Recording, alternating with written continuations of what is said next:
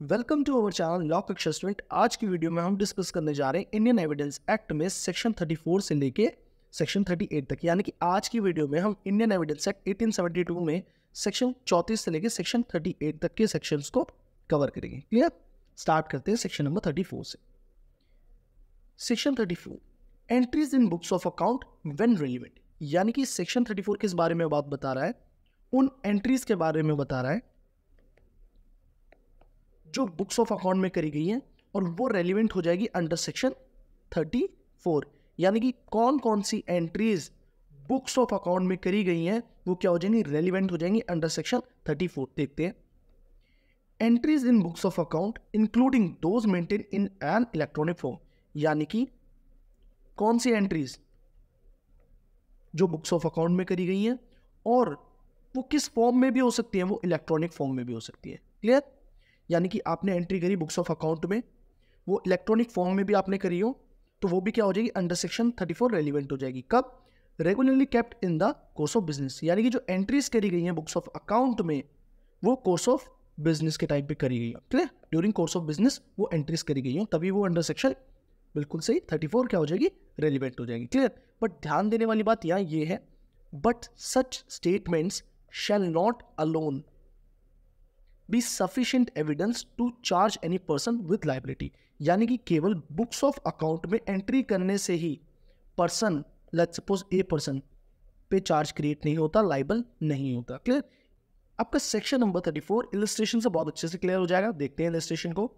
A seize B ₹4,1000 and shows entries in his account books showing B to be indebted to him to this amount.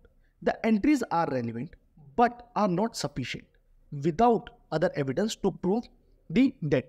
अब देखिए, let's suppose ए ने क्या कर रखा है, जो इलस्ट्रेशन में बता रहा हूं, ए ने अपने बुक्स ऑफ अकाउंट पे भाई ये लिख रखा है कि उसे क्या लेने हैं? 20 से 1000 रुपए लेने हैं। क्लियर? अब ये चीज उसने क्या करी?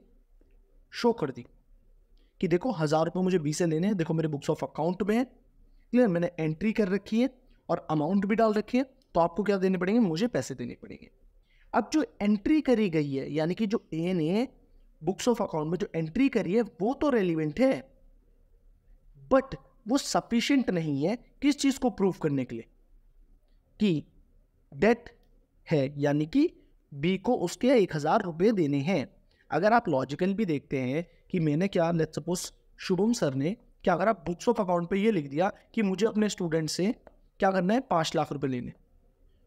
क्लियर? तो क्या ये हमारी एंट्री तो ये रेलिवेंट होगी? ये जो एंट्री है वो तो आपकी क्या हो जाएगी? रेलिवेंट हो जाएगी अंडर सेक्शन 34। कब होगी? जब ये एंट्री जो हमने करी होगी बुक्स ऑफ अकाउंट में, कब करी होगी? During course of business. But ये सफिशिएंट नहीं है, आपको अदर एविडेंसेस की भी जरूरत पड़ेगी। आपको अदर एविडेंसेस भी कोर्ट में देने पड़ेंगे। किस चीज को प्रूफ करने के लिए? डेट को प्रूफ करने के लिए। Clear? Come to the next slide. Section 35। Section 35 क्या कहता है? Relevancy of entry in public record made in performance of duty. यानी कि किस एंट्री के बारे में बात कर रहा है? उन एंट्रीज के बारे में बात कर रहा है जो एंट्री कहाँ करी गई है? पब्लिक रिकॉर्ड में करी गई है। क्लियर? और किस टाइम करी गई है? मेड, यानी कि ये जो एंट्रीज है ये कब करी गई है? Made in performance of duty, यानी कि ड्यूटी के टाइम पे। यानी कि जब पब्लिक सर्वेंट अपनी ड्यूटी परफॉर्म कर रहा है और उसने पब्लिक रिकॉर्ड में एंट्री करी है तो ये एंट्री अंडर सेक्शन 35 क्या हो जाएगी बच्चों? रेलिवेंट हो जाएगी। क्लियर? इसे रीड आउट करते हैं। An entry in any public और अदर ऑफिशियल बुक। यानी कि जो एंट्री करी गई हो, कहाँ करी गई हो? या तो पब्लिक रिकॉर्ड हो या कोई ऑफिशियल बुक हो। क्लियर? रजिस्टर और रिकॉर्ड और एन इलेक्ट्रॉनिक रिकॉर्ड, यानी कि इलेक्ट्रॉनिक फॉर्म में भी क्या कर सकते हैं? अगर पब्लिक रिकॉर्ड है तो वो भी क्या होगा? अंडर सेक्शन 35 क्या होगा? रेलिवेंट होगा। बट वो एंट्री किस बारे में बता रही हो? स्टेटिंग अ फैक्ट एंड इशू और रेलिवेंट फैक्ट। यानी कि पब्लिक रिकॉर्ड की या ऑफिशियल बुक की वो एंट्री आपको किस बारे में बता रही हो? बिल्कुल सही, या तो फैक्ट एंड इशू के बारे में बता रही हो या आपको रेलिवेंट फैक्ट के बारे में बता रही हो। क्लियर? और जो एंट्री करी गई है वो किसके द्वारा करी गई है? Made by a public servant. वो एंट्री कौन करेगा? पब्लिक सर्वेंट करेगा। कब करेगा? In the discharge of his official duty, यानी कि अपनी ऑफिशियल ड्यूटी के टाइम पे क्या करेगा, वो पब्लिक सर्वेंट क्या करेगा, उस एंट्री को करेगा कहाँ, उस ऑफिशियल बुक में। क्लियर। और बाय एनी अदर पर्सन, यानी कि अदर पर्सन भी उस एंट्री को करता है तो वो भी रेलिवेंट हो जाएगी। Performance of a duty specially enjoined by the law of the country, वो पर्सन क्या होना चाहिए, ऑथराइज्ड होना चाहिए। Clear. Come to the next slide, section 36, relevancy of statements in maps, charts and plans. यानी कि सेक्शन 36 किसके बारे में बता रहा है, स्टेटमेंट्स के बारे में बता रहा है। कौन सी स्टेटमेंट्स के बारे में बता रहा है, जो मैप्स में करी गई हैं, चार्ट्स में करी गई हैं, प्लान्स में करी गई हैं, वो अंडर सेक्शन 36 क्या हो जाएंगी, रेलिवेंट हो जाएंगी। तो एक बार रीड आउट करते हैं और अच्छे से। Statements of fact and issue और रेलिवेंट फैक्ट, यानी कि कोई भी स्टेटमेंट रेलिवेंट फैक्ट से या फैक्ट एंड इशू से क्या है, कनेक्टेड है, जो मैप्स, चार्ट्स एंड प्लान्स में क्या करी गई है, पब्लिश्ड करी गई है। और वो जो मैप, चार्ट्स, प्लान है वो किसके द्वारा बनाए गए हैं, under the authority of the central government और द स्टेट गवर्नमेंट। यानी कि वो मैप्स और चार्ट्स, प्लान्स ये किसके द्वारा बनाए गए हैं, सेंट्रल गवर्नमेंट के द्वारा या स्टेट गवर्नमेंट के द्वारा। तो वो स्टेटमेंट्स क्या हो जाएंगी, आपकी रेलिवेंट हो जाएंगी। क्लियर। और जो ये मैप, चार्ट्स, प्लान है वो क्या हो, पब्लिकली अवेलेबल हो, offered for public sale. Clear. Come to the next section, section number 37, relevancy of statement as to fact of public nature contained in certain acts or notification।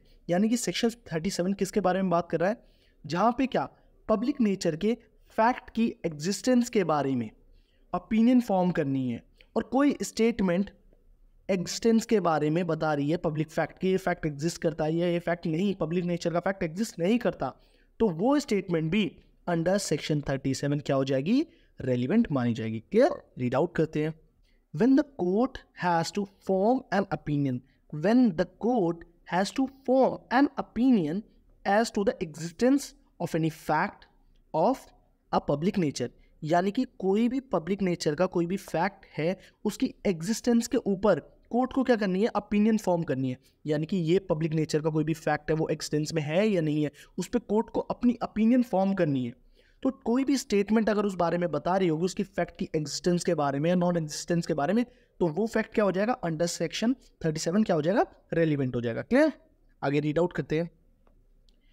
Made in recital contain in any act, यानी कि वो statement किसी भी आपके act में, जैसे act of the parliament, central act, provincial act, state act, या किसी भी गवर्नमेंट नोटिफिकेशन में हो वो स्टेटमेंट।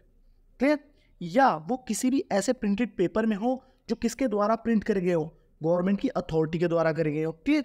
किसी भी ऑफिशियल गैजेट में है, तो वो स्टेटमेंट क्या हो जाएगी, आपकी रेलिवेंट हो जाएगी under section of Indian Evidence Act 1872। Clear. Come to the next slide, section number 38, relevancy of statements as to any law contained in law books. यानी कि लॉ बुक्स में किसी लॉ के रिगार्डिंग कोई स्टेटमेंट लिखी गई है, तो वो स्टेटमेंट भी क्या हो जाएगी, रेलिवेंट हो जाएगी। क्लियर। अंडर सेक्शन 38, एक बार रीड आउट करते हैं। When the court has to form an opinion as to a law of any country, any statement of such law contained in a books purporting to be printed or published under the authority of the government of such country। यानी कि let's suppose कोई एक law है, उसके बारे में opinion form करनी है किसी कोर्ट को, कोर्ट को क्या करनी है, ओपिनियन फॉर्म करनी है कि ये लॉ एग्जिस्ट करता है या नहीं करता। क्लियर। तो वो किसे देखेंगे, लॉ बुक को देखेंगे, उस लॉ के बारे में, उस लॉ बुक में क्या स्टेटमेंट दी गई है। अब जो ये लॉ बुक होनी चाहिए, ये पब्लिश्ड और प्रिंट किसके द्वारा होनी चाहिए, अथॉरिटी के द्वारा, अथॉरिटी ऑफ द गवर्नमेंट के द्वारा। कौन सी अथॉरिटी ऑफ द गवर्नमेंट के द्वारा, उस कंट्री की अथॉरिटी ऑफ द गवर्नमेंट के द्वारा। Clear.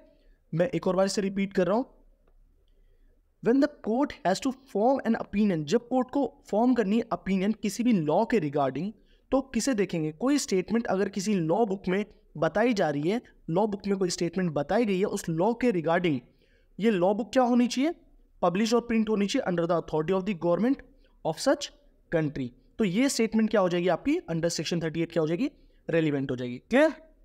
And any report of a ruling of the courts of such country contained in a book purporting to be a report of such ruling is relevant। यानी कि उस country की courts ने जो ruling दी है, अगर उसमें कोई भी स्टेटमेंट है जो किस बारे में बता रही है, लॉ के बारे में बता रही है। क्लियर? तो ये स्टेटमेंट भी अंडर सेक्शन 38 क्या हो जाएगी, रेलिवेंट हो जाएगी। क्लियर? होपफुली आप सभी को सेक्शन 34 से लेकर सेक्शन 38 तक टॉपिक क्लियर हुआ हो। अगर कोई भी डाउट्स है, कोई भी प्रॉब्लम है, किसी भी तरह की कहीं पे भी आपको कुछ पॉइंट समझ नहीं आ रही है, किसी भी सब्जेक्ट में प्रॉब्लम आ रही है, किसी सब्जेक्ट को पढ़ने का तरीका नहीं आ रहा, कहीं भी इंटर्नशिप के रिगार्डिंग कोई भी प्रॉब्लम आ रही है वीडियोज़ में, लाइफ में, तो आप विदाउट हेजिटेट मुझे क्या कर सकते हैं, डीएम कर सकते हैं मेरे Instagram account shubham.22 Instagram account का लिंक डिस्क्रिप्शन में।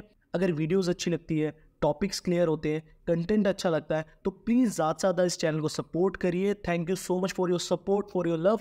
Have a nice day all of you.